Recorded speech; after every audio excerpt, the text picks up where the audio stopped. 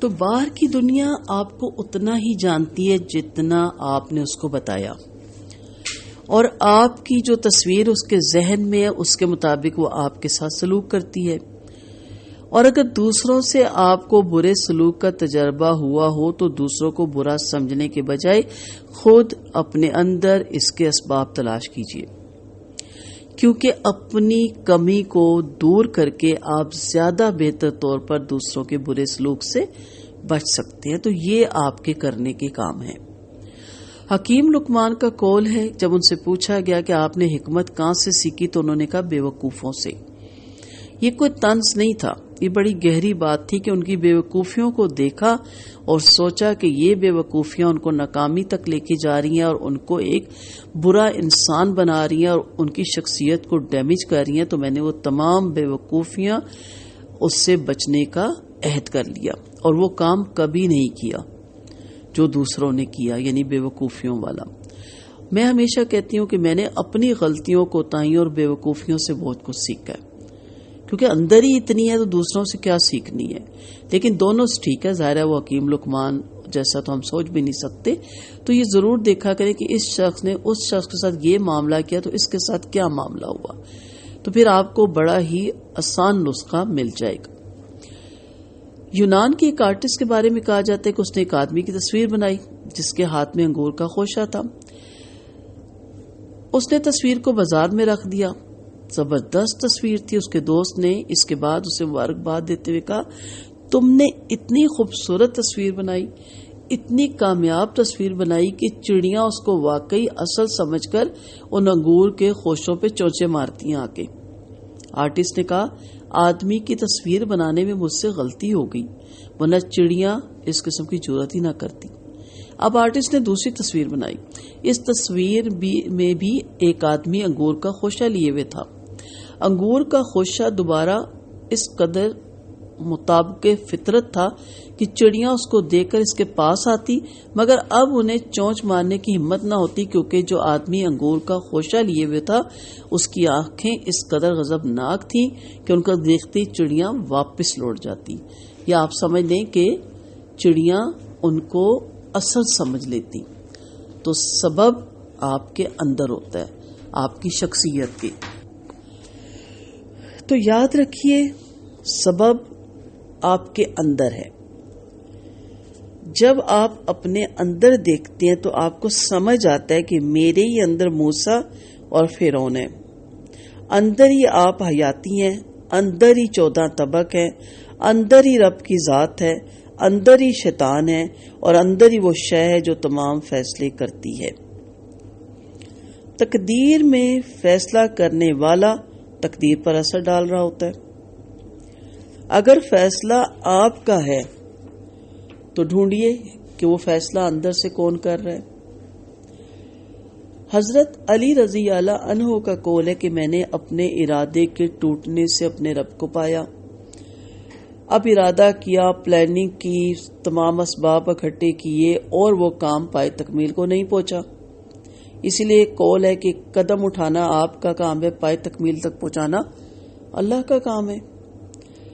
آپ کے فائدے کا ہے یا آپ کی اس وقت آپ کے نصیب میں ہے یا اس وقت آپ کو دینا ضروری ہے تو آپ کامیاب ہو جائیں گے. بظاہر آپ کو لگے گا میں کامیاب ہوئی، اور اگر وہ آپ کے نصیب کا نہیں، بعد میں اس کے دینا ہے یا اس سے بہترین نعم البدل دینا ہے، وہ آپ کو نہیں ملے گا. آپ کہاں ہیں پھر؟ نفس فیصلہ کر رہا ہے تو ضلالت ہے، اور اگر روح کا فیصلہ ہے تو سعادت ہے. زندگی میں ایک کام ضرور کیجیے گا، لازماً اپنے مختلف واقعات میں جا کر جھانکیے اور تصور کیجیے کہ اصل میں کیا کر رہی ہوں. اس سے اپنی ذات کے بارے میں سمجھ بوجھ بڑھنا شروع ہو جائے گی. کیا آپ وہ ہیں جو آپ چاہتی تھیں یا چاہتے تھے؟ کیا آپ کو سب کچھ ملا جس کی آپ نے کوشش کی؟ آپ میں سے 99% لوگ کہتے ہیں ہم یہ نہیں بننا چاہتے تھے، ہم نے کبھی ایسی زندگی نہیں چاہی تھی، کبھی ہم نے سوچا نہیں تھا کہ ہمیں یہ سب گزارنا پڑے گا. اس کی وجہ کیا ہے؟ آپ نے پہچانا ہی نہیں خود کو پہچانتے تو گویا آپ اللہ کو پہچان لیتے. بندہ مومن کا کام کیا ہے, ایک اچھے انسان کا کام کیا ہے؟ اللہ جدھر موڑے ادھر مڑتے چلے جاؤ, کیونکہ ہماری ڈور اس کے ہاتھ میں ہے. کہتے ہیں نا کہ ڈور اللہ کے ہاتھ میں, تو گڈی چڑھائی رکھی مولا, اسی نے اڑانا ہے گڈی کو, اسی نے چڑھانا ہے گڈی کو, اور جس دن فرشتہ اجل آئے گا ڈور کٹ جائے گی. آپ کے اس ٹائم پیریڈ کے دوران یہ نہیں ہے کہ آپ ٹکرے ماریں ہر چیز میں. آپ کا کام ہے کہ آپ اپنے نفس کو کنٹرول میں کریں. یہ جو آپ کو ہر وقت غلط کاموں پہ آمادہ کرتا رہتا نا, ضلالت کے کام, گمراہی کے کام, اپنی شخصیت کو آپ کی ڈیمیج کرتا ہے, اس سے باہر نکلیں اور روح کا فیصلہ سنیں. روح کیا چاہتی ہے؟ میں نے ایک کلاس میں کہا تھا نا, جب آپ اپسٹ ہوں, پریشان ہوں, رونے کو دل کرے, نیند نہ آئے, تو آپ کی روح گلٹ فیل کر رہی ہوتی ہے, آپ کی روح بے چین ہوتی ہے, وہ جانتی ہے کہ آپ اس کو جہنم کی طرف لے کے جا رہی ہیں. آپ اٹھیں اور وہ کام کریں.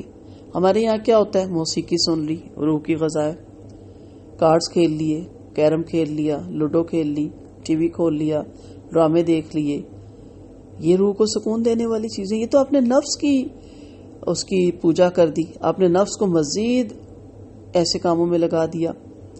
تو آپ نے زندگی میں یہ کام ضرور کرنا ہے کہ جھانکنا ہے, دیکھنا ہے.